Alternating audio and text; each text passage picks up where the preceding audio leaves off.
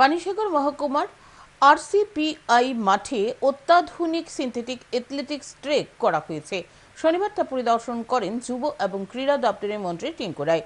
সঙ্গে ছিলেন উত্তর জেলা ক্রীড়া পর্ষদের অ্যাসিস্ট্যান্ট ডাইরেক্টর অমিত কুমার যাদব। আগামী 2 জুলাই এই মাঠের উদ্বোধন হবে।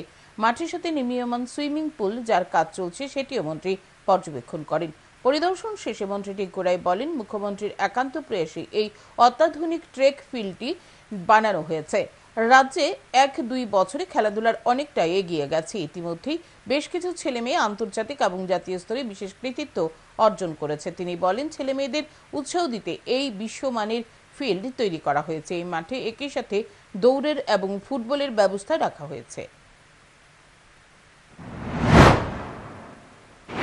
তো আমরা চাইছি যে এই ধরনের ওদেরকে যে ইনফ্রাস্ট্রাকচার সেগুলো গড়ে তোলা, ফুটবল সিনথেটিক গ্রাউন্ড বা অ্যাথলেটিক ট্রেক বা এদের জন্য ভালো ইনডোর হল, এগুলো পরিকল্পনার মধ্যে রয়েছে।